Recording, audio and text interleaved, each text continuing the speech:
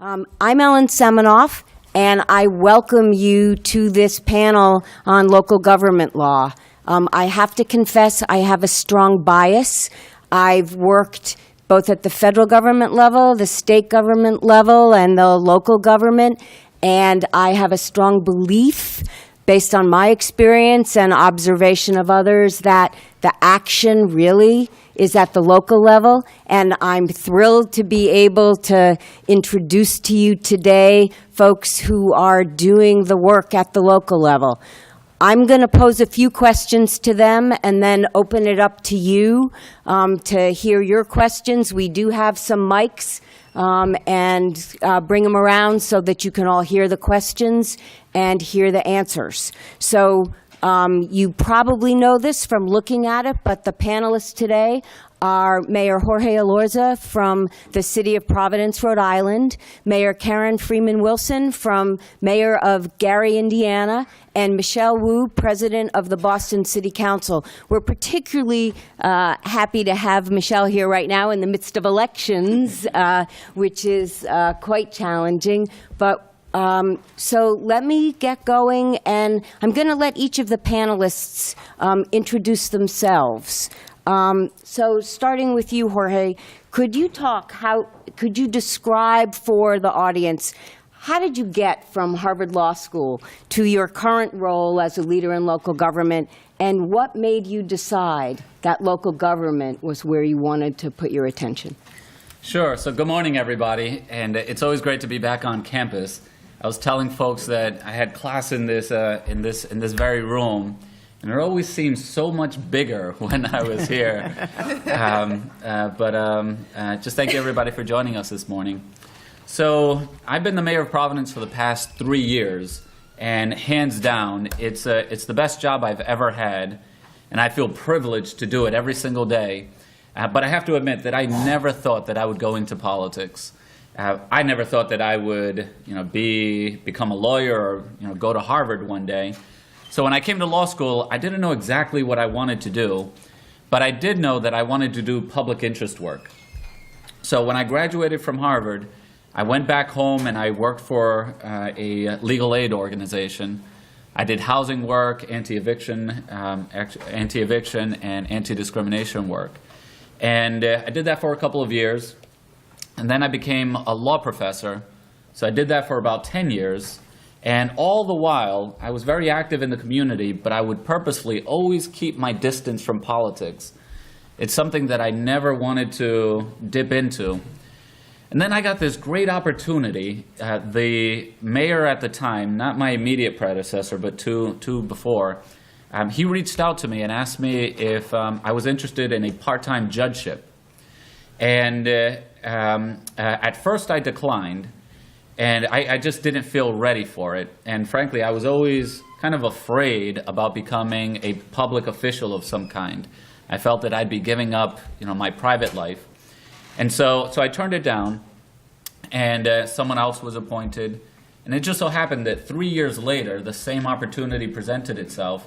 And the mayor reached out to me, and I felt a little bit more ready at that point.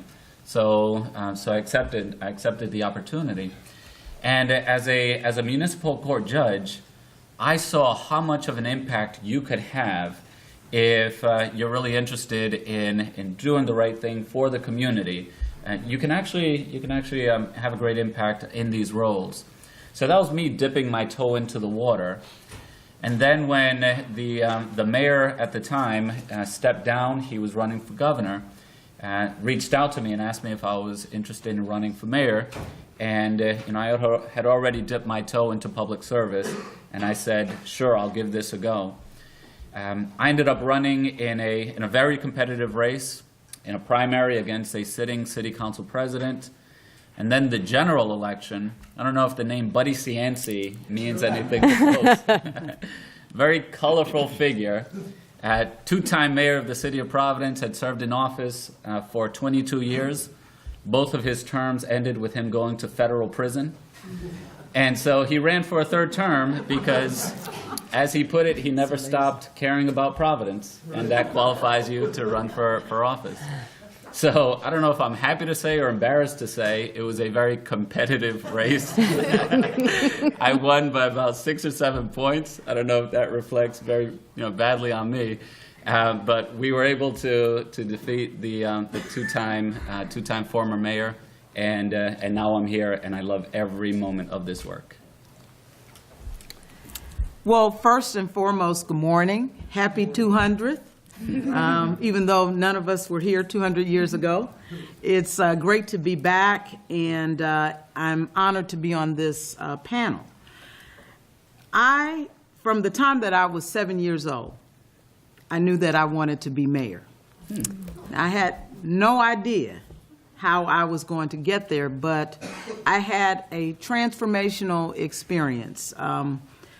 The first African-American mayor of a major city was Richard Gordon Hatcher.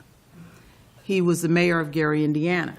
And during the time of his election, it was during the time of retail politics, my parents had a house party in our basement.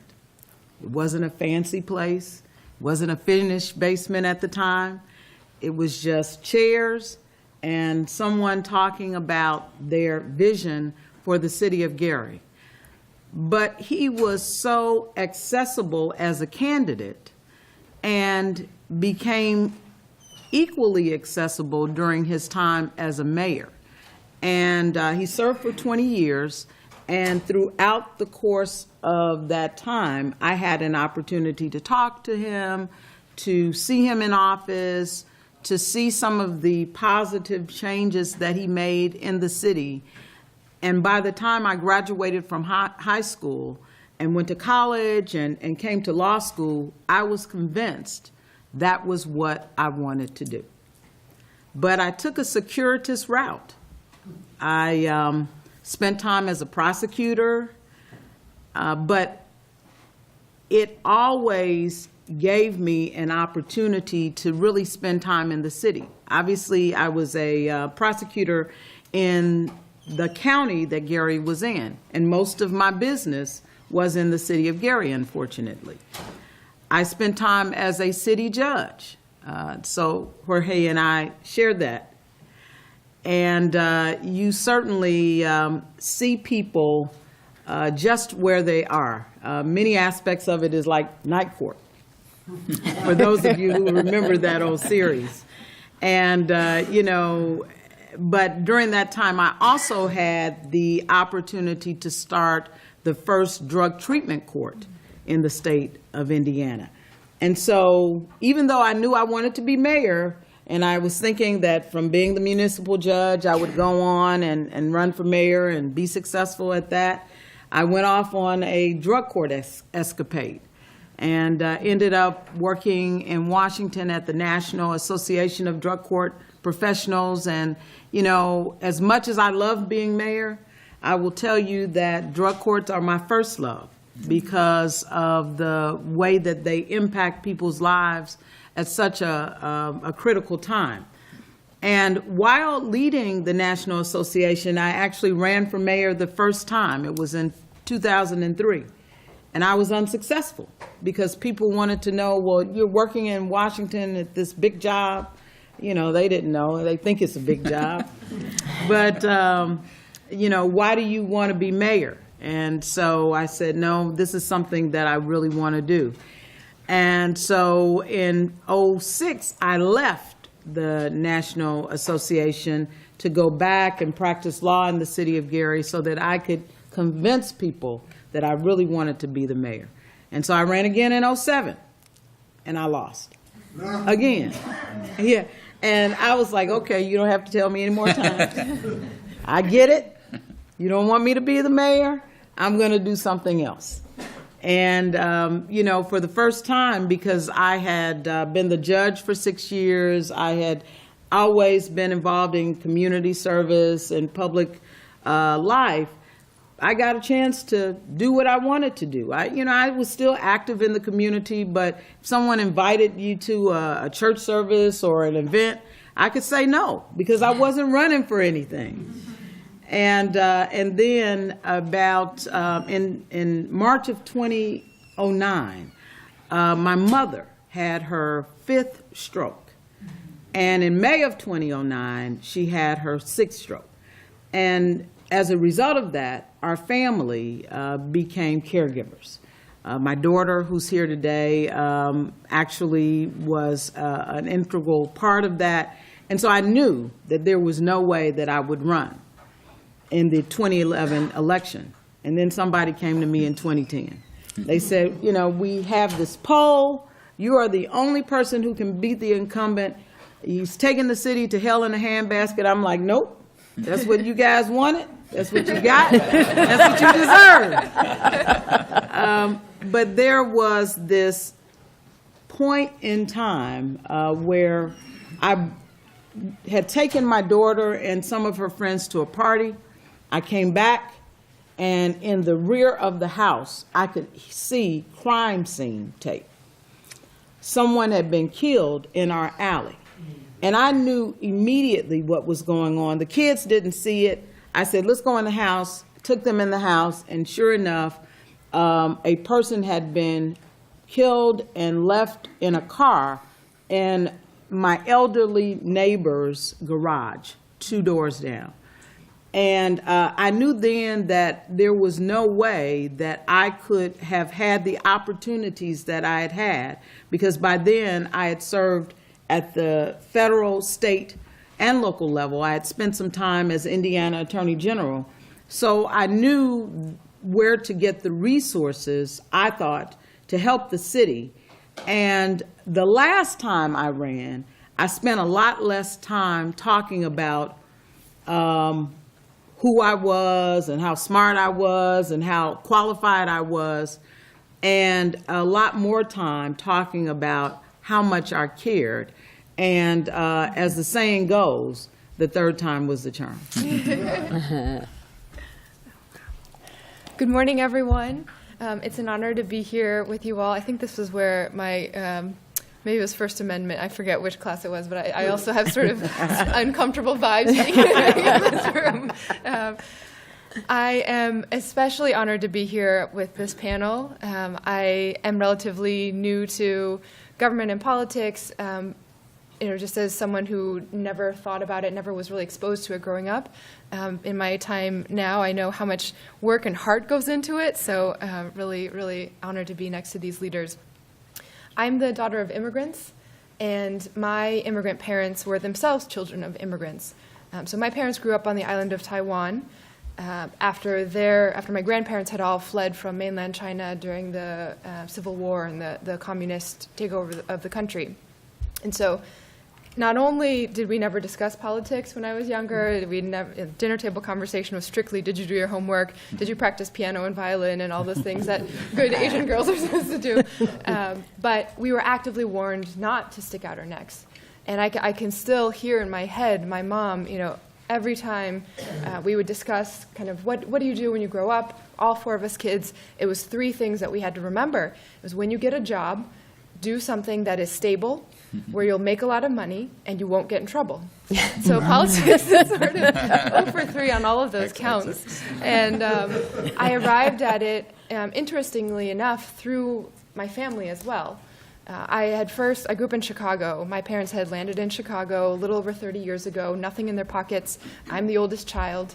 And so I grew up in an environment where at home it was Mandarin only, dinner with chopsticks. At school, we were one of the few residents of color in the neighborhood and the school district, so it was very much kind of shifting and knowing what I could talk about, what I couldn't talk about to just fit in with everyone. And I got the opportunity of a lifetime to come to Harvard for college, fell in love with the city of Boston when I was here, started volunteering in Chinatown almost every weekend of school. And then, did the on-campus recruiting, was very happy that I got an offer from the Boston Consulting Group. I was going to have a great career in business, make a lot of money, do something stable, and not get in trouble. And then end of my senior year, something funny sort of started to happen with my mom, and we could tell that she wasn't quite right. My 3 siblings were still at home. Eventually my brother went off to college, so it was the 2 girls at home with my mom. I started working at the Boston Consulting Group, moved over the river to Boston, and then one day I still remember the call, exactly the tone of my sister, one of those calls that no one ever wants to get from a family member. There's something wrong with Mom, you have to come home now. And so we know what it's like to be a caregiver. I flew home to Chicago, realized that my mom was in the midst of a mental breakdown. She was not eating, she was not sleeping, she was hearing things that other people weren't hearing. And this central force in our family who had raised all 4 of us kids and made sure everyone was clean, fed, and on time, all of a sudden wasn't able to take care of herself anymore, much less the 2 young girls who were home with her. So I was 23, and overnight it felt I went from being someone who had never thought about government, never interacted with politics, to someone who was taking care of 2 young girls, trying to get my mom health care treatment covered by our insurance, trying to run a family business, deal with municipal permitting and licensing. And I was running into government a lot in mostly frustrating and aggravating ways. So I kind of vowed then that I would do something about it if I ever had the chance, but didn't quite know what that meant. And it really was this institution, Harvard Law School, that really shifted my trajectory to politics and to government. I applied for law school after running the business for a while, just wanting to do something about the fact that not only did my experience as a small business owner rely and was so frustrated by government, but every other business owner down the street that I'd gotten to know had had the same exact experience.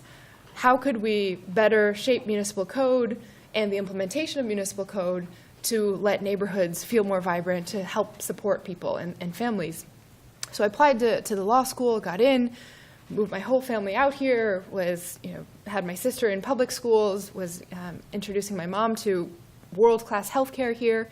We were doing great. I was going to figure out how to find another job that kind of satisfied all those categories, but was more related to public interest.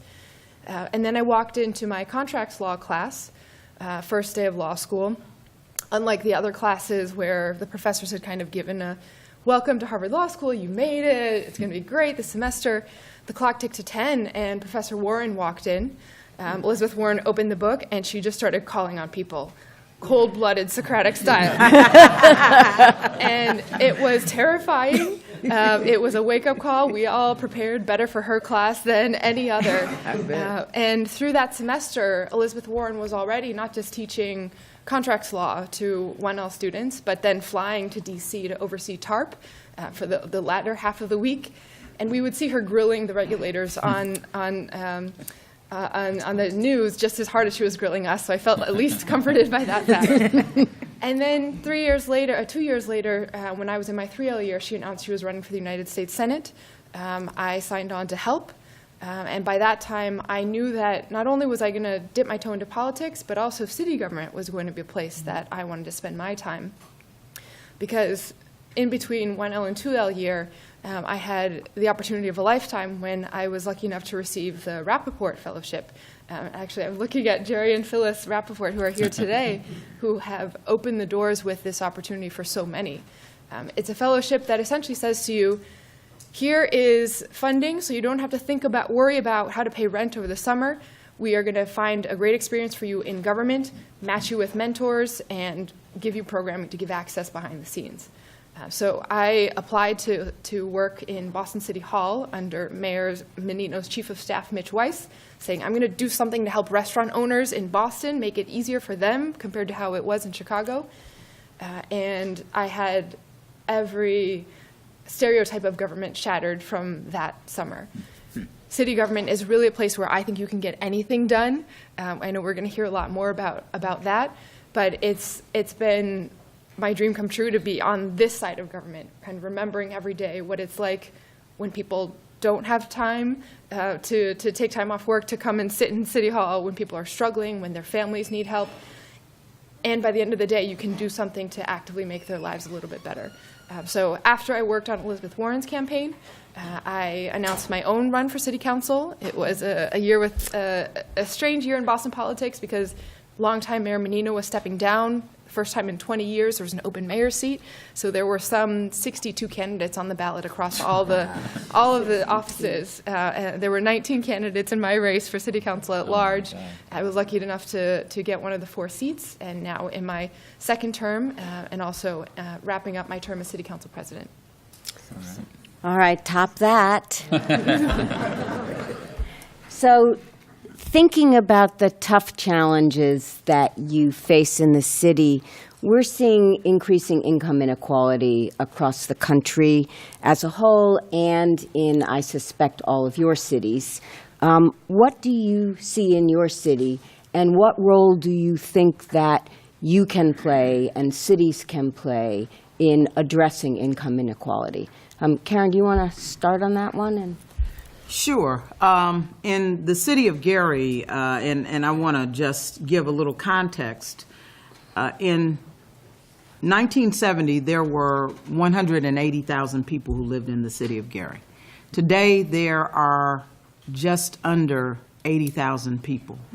And much of that is attributed to the decline of steel and related industries. U.S. Steel went from employing 25,000 people in 1970, and today their flagship plant, which is still in the city of Gary, employs 3,500 people. And so 37% of the residents of the city of Gary are considered to be living in poverty. There are about 7,000 vacant and or abandoned buildings in the city of Gary, many of them commercial. And so when you look at rebuilding a city, because that's essentially what we're doing, and really looking to diversify the economy of the city, there are 2 options. You can do it by bringing people in and trying to create more wealth and growing the city from that perspective, or you can do it by creating opportunities for people who live there. Now, the first method is a lot easier. But from my perspective, my job, and quite frankly, my responsibility, is to create the opportunities for the residents. I refer to them as legacy residents because they typically refer to cities like Gary as legacy cities, for the residents who have been there, who have weathered the storm, who have chosen to stay there, some of them, and who have not had a choice about staying there. And so in creating opportunities for them, you have to ensure that the educational system prepares residents. You have to ensure that employers who come to the city value employing local residents like you do. You have to ensure that it is always top of mind for the colleagues who serve with you on the city council, in city government, small things. On any given week, there might be a lunch in City Hall. And when I come in and see a lunch that is not from a local caterer, I ask, why? You couldn't find anybody else to make sandwiches? And, you know, it seems small, but that's important, and that's how you, from my perspective, grow an equitable city. Michelle, you want to? Absolutely. Boston had the unfortunate distinction of being named the most unequal city in America in 2015. And I agree with the mayor that it's not just about adjusting the numbers and the formulas. You can get rid of income inequality if you kind of move everyone to the middle, or if you displace and gentrify out low-income residents so that mathematical gap is smaller. But what we're thinking about is real families' lives and how to connect people to opportunity, how to connect some of the successes that Boston is experiencing, companies wanting to move here. We're in the 3rd largest development boom in the city of Boston's history since colonial times right now. How do we make sure that that is lifting up all residents and not just turning us more into a city of haves and have-nots. So we think about education as fundamental. Our Boston Public Schools have scattered quality, and we need to make sure that this is something that any city kid growing up in Boston will be able to come to Harvard, will be able to come to Northeastern, all of the wonderful universities. There's definitely a disconnect. Vocational education is a big focus as well. Not everybody needs or wants to have a 4-year degree, and there are many, many high-paying, stable, wonderful vocational pathways that we could do a better job of linking our residents to. I also have been really pushing the city to put our money where our mouth is, similarly with an ordinance that I filed recently to align city spending with local goals. We have a $1.5 billion capital budget that spans a period of 5 years to build new buildings and fix our community centers. We are putting in another about $800 million to $900 million every year in city spend on contracts and goods. Who cuts the lawns on city parks? What companies do we buy the paper and pens from that we use in city buildings? And out of all of that, in a majority-minority city, only 0.5% currently is spent on businesses owned by people of color. And it's not for lack of, it's not for any ill intent, but the contracts turn over every 3 years. Local residents don't know when or how to bid on anything, and we need to make sure that everybody has the opportunity to get that foot in the door. Finally, I think in terms of what the future looks like for someone growing up in Boston. In some areas of the city, you have every opportunity. Anywhere around the world, you could access that in Boston. In Back Bay, for example, the average life expectancy is over 95 years of age. Great access to institutions, cultural institutions, et cetera. In Roxbury, less than a mile and a half away, the average life expectancy is 59 years. So we have a lot of work to do in terms of health disparities, in terms of educational disparities, in terms of criminal justice outcomes and disparities there. I think that the time is over for us to be able to look to the federal government for any support on doing that. So it's really about what can we do immediately within city influence, and then keep spreading it from there. Thank you. I mean, so first of all, ditto just about everything that Karen and Michelle just mentioned. In that same 2015 report that the council president referred to, Boston was number 1, Providence was number 4 in terms of levels of income inequality in our cities. So it's something that we feel in Providence as well. And I'm the son of immigrants. My parents came to this country like waves and generations of immigrants before them for the exact same reason, which is pursuing the American dream. There's almost something, there is something mythical to that American dream. It's somewhat ironic that, it's that immigrant community that today, in survey after survey, believes that the American dream still exists more so than natives. I'm very interested in the levels of social mobility that we have in our communities. But the truth is that if you look at social mobility in the United States versus European countries and other developed nations throughout the world, we're being left behind.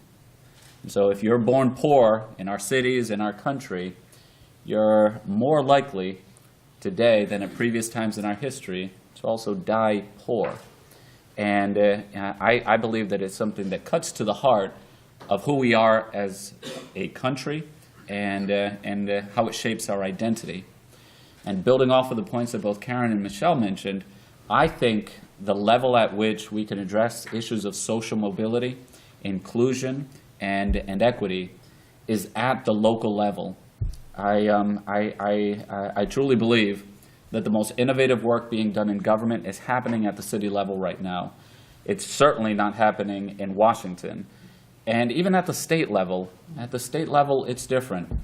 There's one of my favorite lines that I think really captures the role that cities, mayors, and city leaders can play is this saying that there are 3 main political parties in the United States right now.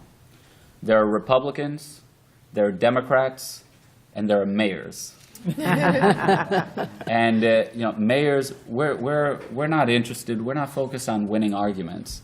We're focused on solving problems, and we're not driven by ideology. We're driven by evidence. And the reason for that is because we're held directly accountable by our residents every single day. And when you look at the issues of income inequality and social mobility, we are the ones that either control or can influence the institutions that can move the dial. We run the public school systems. Our parents, they have relationships with us so that if we need to get prenatal care or early childhood learning opportunities, it's cities and our institutions that have the relationships that can connect them with the opportunities. And more, I see so much creative work being done around internships, around apprenticeships, around workforce development, connecting folks who are hungry for opportunities with where those jobs are, and the cities and our departments are those bridges. And so much more of this responsibility of making sure that we have more equitable distribution of the resources is falling on us as cities. And make no mistake about it, as city leaders, we are all interested in making sure that we're bringing in new companies and promoting economic development. But as Council President Wu just mentioned, we want to make sure that a rising tide lifts all boats and not just the yachts. Right? Thank you. As the federal government retreats from a leadership role in climate change and sustainability, what possibilities do you see for leadership at the local level?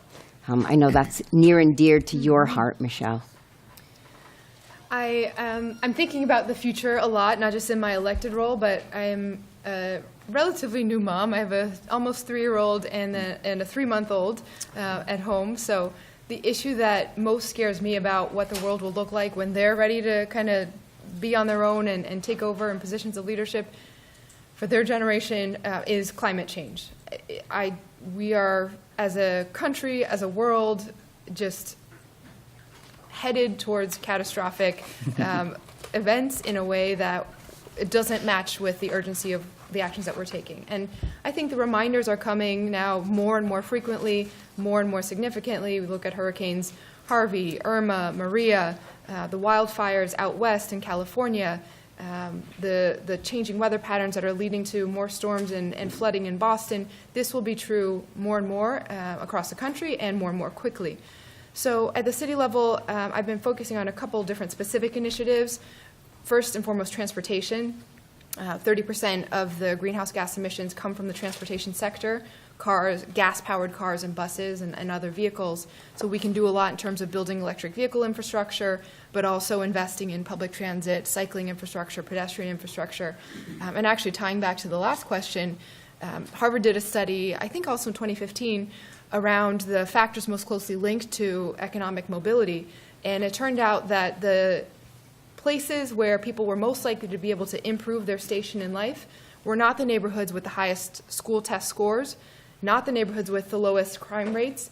It was actually the places where people had the shortest average commute times to work. Mm-hmm. And you think about how that plays out in Boston, a city where you can either live close to downtown, walk to work, hop on the T, or live in Roxbury, Dorchester, Mattapan, where you need to take 2 buses to get to where the jobs are. They're unpredictable. It eats in tremendously to your time on the job and your time with family. Renewable energy and committing to transition to 100% renewable energy on an aggressive time frame is something that is necessary and doable. I'm proud that Boston recently passed an order for the city to switch all of our city residents and small businesses onto a bulk purchasing contract the city will negotiate that will have a higher sourcing of renewable energy, which we can also tag to local sources, wind power in the area, solar in the area, so that we're actually creating jobs too. Jobs in wind and solar growing 12 times faster than the average job growth across the country. So this whole topic, there's so many things we can list, but bottom line is that it's urgent, it's doable, and it's not just the right thing to do. It's not just kind of about 100 years in the future. We're actually creating more economic opportunity for residents now if we're investing in this. Thanks. Jorge, you want to? Sure. Again, this is another issue where we see the federal government retreating from its leadership role, and mayors and cities are, all the willing and able to step in and fill that void. So it's exciting to think that even when our federal government withdraws from the Paris Accord, hundreds of mayors from across the country step up and say, we're still going to abide by those same terms. And the truth is that 70% of carbon emissions come from cities.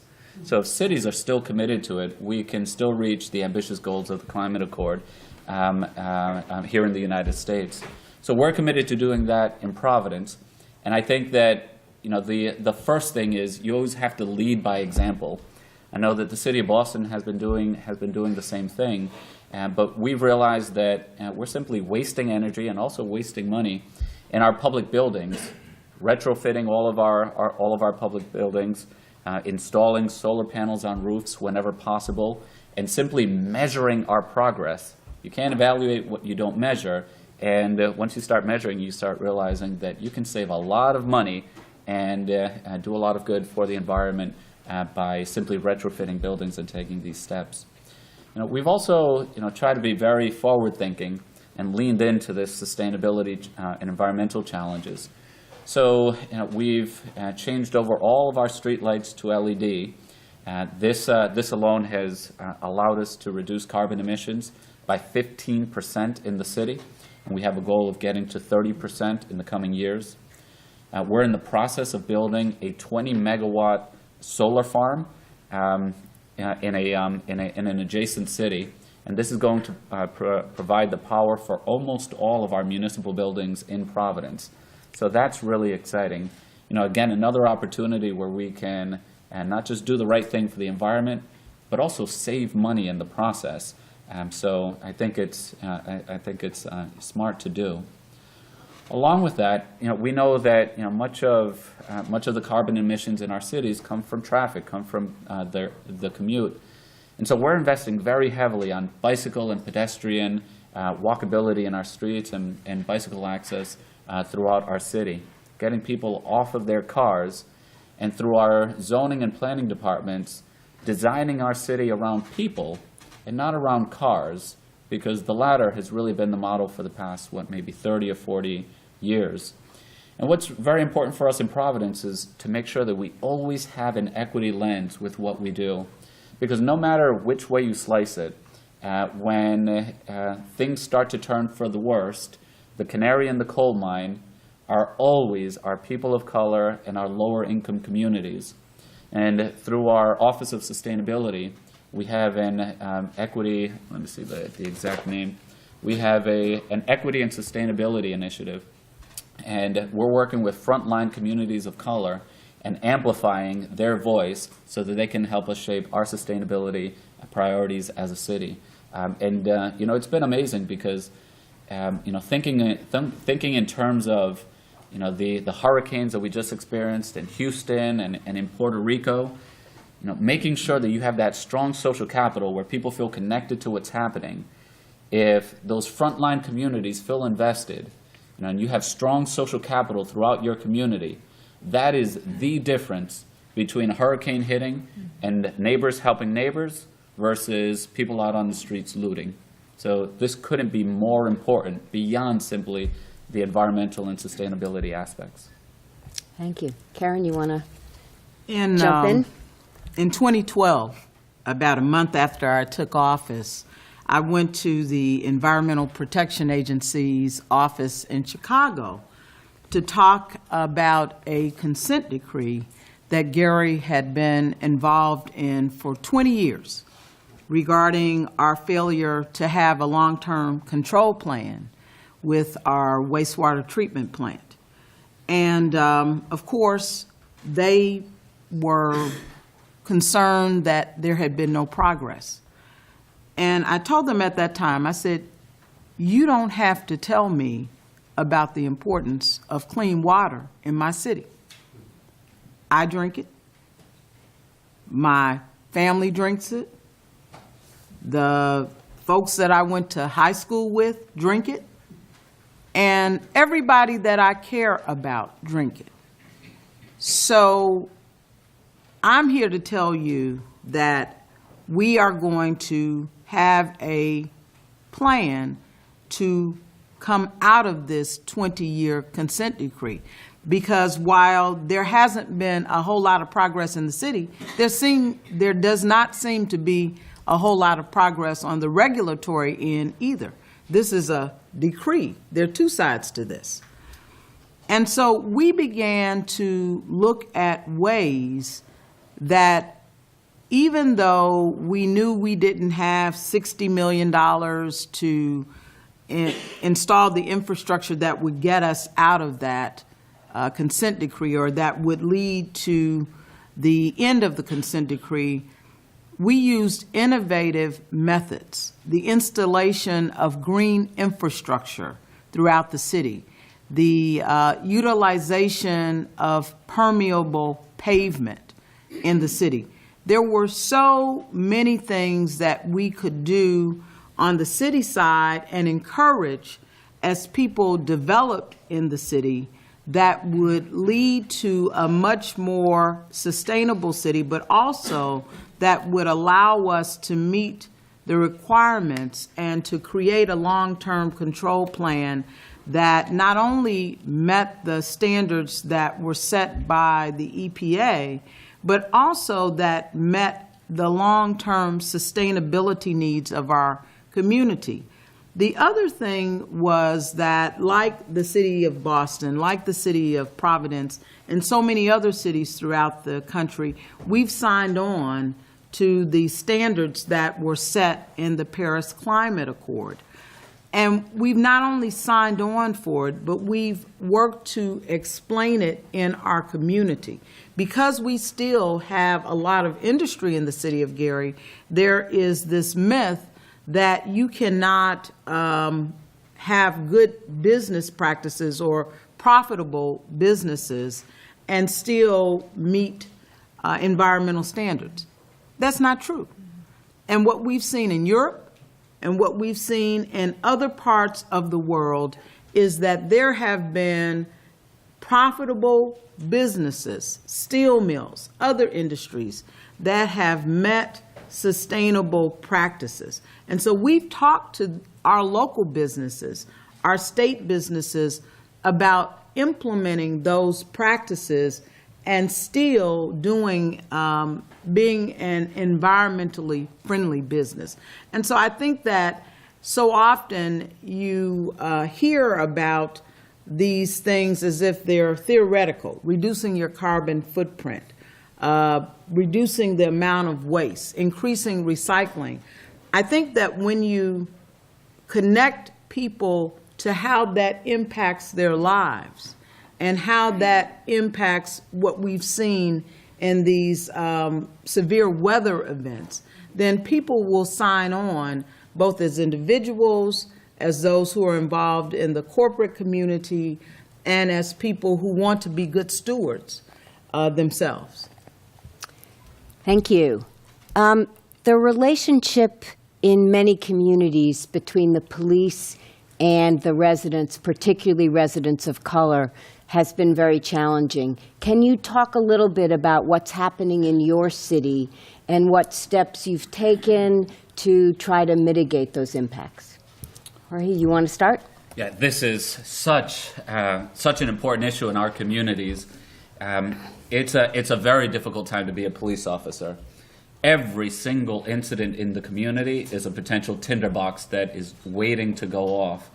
And today we're asking police officers to be much more than traditional police officers. Police officers sometimes are, they're friends in the community, they're mentors, they're social service providers. And we're asking our police officers to do a great deal in a very difficult environment. At the same time, it's very clear that all of our police departments, we can do better. And, I credit the fact that we all have videos on our phones for exposing these instances where police officers just go too far. And what's so difficult about this is that it doesn't have to be a police officer in your community. It could be a police officer halfway across the United States, but still, the impact is felt at the local level. And the truth is that we all have communities in our cities that rightfully have long-standing grievances because of their treatment at the hands of the police. So as city leaders, we're constantly in the position where we're looking to bring people together at a time when it seems as though those forces that divide us are stronger than they've ever been. And so how are we that moderating voice against folks on the extremes to try to pull our community together? There's no silver bullet, there's no magic wand to it. It's a lot of hard work. But I'll tell you some of the things that we've done that have been especially effective. And in the city of Providence, we're going through a very positive time when it comes to public safety. Over the past couple of years, and the number of shootings are down about 30%. Homicides are at a 30-year low in 2016. They're even lower, this year in 2017. And so, not a single gang-related homicide in our city. First time in anyone's memory that has happened. And I think the reason why we've been successful is, I think of two, maybe three things that first come to mind. The first is we have something called a street worker program. It's a group run by the Nonviolence Institute for the Study and Practice of Nonviolence. And what they do is we know two things. First of all, the overwhelming number of people in a community, even a high crime community, are good law-abiding folks. And the number of people who are committing about 85% of the violent crime is extremely low. I think it's something like 0.5%. So it's a small number of people, and you have these street workers that are embedded in the community. They know who they are. And so whenever there's a shooting, that's the time when we all need to be on heightened alert. And simply sending more police officers to those posts isn't enough. You need people who have existing relationships with the folks out there on the street and can help walk them through and tamp down some of the anger or the heat that folks feel around that moment. And that program has been extraordinarily effective at preventing the retaliatory shootings, because that's what really pushes the murder rate and shooting rate upwards. The second thing that we've done is that we're completely committed to community policing. Our police officers are walking the streets, they're knocking on doors, they're enmeshed into the community. And it's amazing when you get police officers to reconceive of their roles in those ways. Your job is not just about arresting bad guys anymore. Your job is about building relationships in the community. That's not what originally brought a lot of folks into the force. So it's been difficult. It's a total culture change. But I'm happy to say that long before my time, Providence has played a leading role in moving towards community policing. And now I believe it's indispensable to every city that's looking to address violence. And the last thing that I think we've done that's been very effective, some of this is basic. There's no secret to it. We always say, and I think it's true, that the number one crime-fighting tool that we have at our disposal is not more police officers on the street. It's jobs and activities for our young people, especially during the summer. And I'll tell you an example an experience I had earlier this summer, just a few weeks ago. So we funded a summer job program in the city of Providence. And I went through their graduation with the Institute for the Study and Practice of Nonviolence.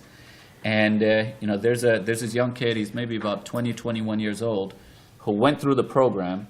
He's getting his sort of graduation diploma. And he gave his speech, and he said, I never thought I'd be in this program. Manny from the Institute, the street worker, had been after me year after year. Then finally he brought me in, and I said, all right, I'll do an interview. They asked him, what will you do if you don't get this job? And his answer was, if I don't get this job, later on tonight, I'm going to go out and I'm going to mug someone, just like I did the previous night, and I'm going to do that until I get caught, and I end up back at the training school, just as I've been since I was 14 years old. And through this summer program, this is small figures. I think it was $2,500 that the city made as an investment. This kid is now talking about completely getting his life back together. And I often think of when we have like quote unquote really, really bad kids in our community, we have a tendency to say, oh, this kid doesn't care about anyone. That's not true. That kid doesn't care about us. He could care less about us, but there's someone in the community that can reach him. And you have to work with those partners and empower them to reach those kids. Thank you. Karen, you want to answer? Relationships, and your question was about police-community relationships. You don't just have a relationship with someone because you're placed in a position of trust. Relationships are based on familiarity. You get to know people. And when you get to know people, if something happens that is a problem, in this instance, if there's a shooting, because you know them, you're willing to give them the benefit of the doubt and not assume that their motive was bad, that they meant to kill someone, that they were acting in bad faith. But you don't get to that relationship in a time of crisis. You build that relationship every day, doing things that really were the basis for community-oriented policing. Now, ultimately, that program, which was started over 20 years ago, became a way to get more police officers on the street.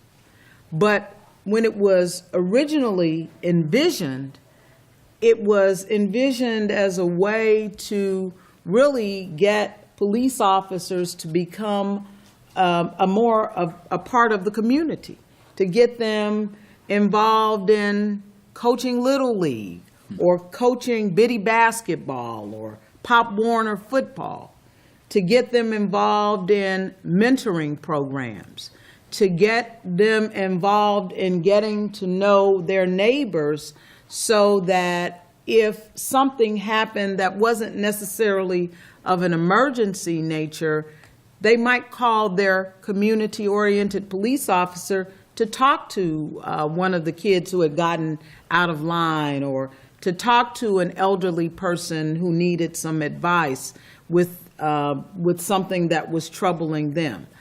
But we got away from that, and we started just using it to build the numbers of officers in our force. And so when these crises across the country began to develop, there was a clarion call. And I was honored to be involved with the U.S. Conference of Mayors publication on building police and community trust, and ultimately with the President's Commission and Task Force for 21st Century Policing. And there were a number of things that came out of that. The first was that we had to encourage officers to build relationships with the public that they served. And that didn't happen on the first day that you became an officer, but it happened when you were recruiting. So you saw some police departments have a public service requirement as officers were being trained, so that you could volunteer in the community and get to know members of the community. It also talked about who you recruited, because historically the officers that were recruited because they had been MPs in the service or were former members of the military. You don't need to have a militaristic occupancy of cities. You really want people who are there to be guardians of the community, to protect and serve the community. And so we began to rethink how you recruited officers, how they were trained, the type of equipment they were given. And then, of course, the other thing is to look at how stressful the situation is in certain communities. Our officers in the city of Gary are involved in a high-stress environment. How do you diffuse that stress? How do you provide positive outlets for that stress? And then to help the community understand their role in public safety. You're right. The overwhelming majority of people are law-abiding, hardworking people who want the police in their community, who understand the role of the police, but they also want to be policed in a constitutional way. And so what is the role that you can play? Block clubs, neighborhood watch groups, those things that serve to help the police to solve those crimes that occur every day and to really ostracize the percentage, the small percentage of non-law-abiding folks so that the law-abiding folks can live in peace. And so we have been very fortunate. We've not had the type of events that you've seen, but one of the things that we're clear on, it can happen just like that. Yeah. And so we're not saying that we're immune, but we are saying that we try to establish those relationships that when something does occur, you do have the benefit of the doubt from the public. And, the other part of that is that we have had, we have seen challenges in terms of the level of murders in our community. And that's not a law enforcement problem to solve alone. Yes, they take the lead, but the community has a responsibility, and that's the message that I try to give to our citizens every day. What are you doing to make the city safer? Because if they take that to heart, then it makes police officers' job a lot more easier. Thank you. Michelle, you have something you'd like to add? Yeah, I echo everything on community policing. Boston's very proud to have had that model for a long time, and our officers, from the commissioner on down, truly believe that the best way to foster trust is by building that relationship, being frequently visible in the community, participating not just in the kind of traditional law enforcement activities, but other community building activities. Accountability measures are also important, as Karen was saying. On the city council side, we had passed the Trust Act in 2014, really as a way to demonstrate and commit to our immigrant residents that the foundation was going to be trust as well. Essentially, Boston police carving themselves out, not enforcing federal civil immigration detainers. And this was something that the police force came to us alongside our immigrant communities and said, this makes for a stronger community if people aren't afraid. If you're an undocumented immigrant resident, you shouldn't be afraid to report a crime if you've been a victim of a crime. And we don't want anyone to feel like they're not able to reach out and access that guardian force. I would just add two other points to that. Training is really important, and recognizing that many of the encounters that police are called to are not necessarily crime-related, but someone needs help. Someone is suffering from an addiction, or as part of the opiate crisis. Someone has a mental illness and needs treatment. So we have mental health clinicians who will accompany police out on calls. We need more of them, but we're growing those numbers. Our police are trained in peace education as well, and how to interact with survivors of trauma. We know trauma is very prevalent in certain communities, and that affects the perception of every interaction with law enforcement. We're exploring the end of our body camera pilot and how we will implement that on a larger scale, and what rules and protections need to be in place for civil liberties and data storage, et cetera. And finally, we are also really pushing hard to make sure that our police force reflects the community. This has been a struggle in Boston because our police officers are chosen through the civil service process, which includes a very, very strong veterans preference. And so many folks, local residents who have not served, are not able to get off of the list because the number of veterans applying fills up every single class. So we actually created, Mayor Walsh and the council worked together to create what's called a cadet class each year. I think we're in the second year of doing this now, reviving a practice from in the past, where local kids have a 2-year program. I think it's, if you're between the ages of 18 and maybe 28 or 18 and 30, you can do a 2-year rotation with the Boston Police Department, experiencing different facets of it. You are paid, you are trained, you go through, you get support with the application. You have to be a Boston resident, and if you can make it through all of that and you do well, you still want to apply, you get extra preference alongside that veterans preference. That's how we get more people of color on the force. That's how we get local residents on the force. The more officers who are from the communities, the more natural that trust will be.